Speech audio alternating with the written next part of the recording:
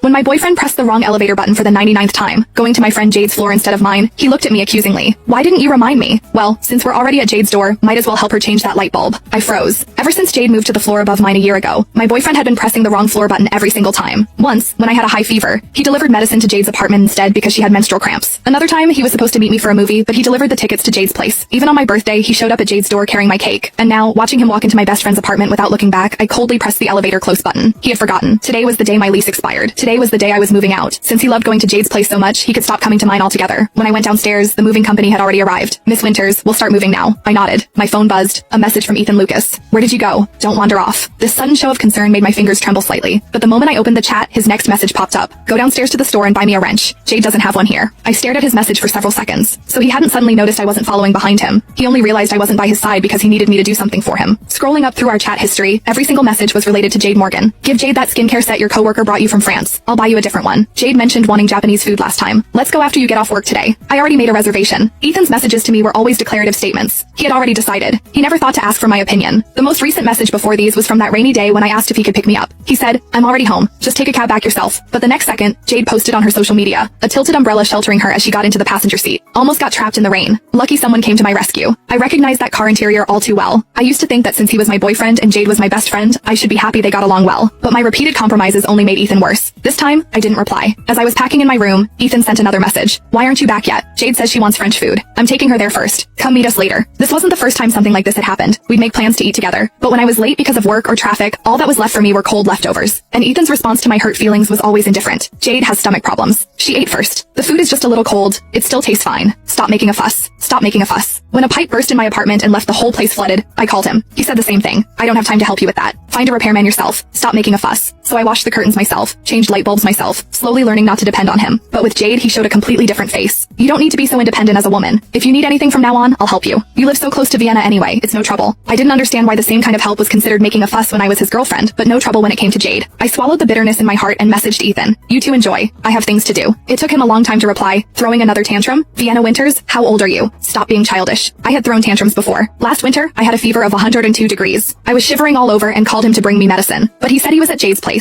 Jade had menstrual cramps and couldn't get out of bed, so he went to rub her stomach. I said I was suffering too. He was silent for 2 seconds before saying, you've always had a strong constitution, haven't you? How bad could it be? Just buy some ibuprofen. That was the first time I felt I couldn't take it anymore. He was my boyfriend, yet I could never be his priority. I asked him for a breakup, but he didn't say a word, just blocked me first. He knew I loved him too much. I was too dependent on him, so he let me cry for 2 days, let me cry myself dry. Then he had Jade invite me out to dinner. I pathetically chose to reconcile. After that, I never threw tantrums again, but this time was different. I wasn't throwing a tantrum. I was serious.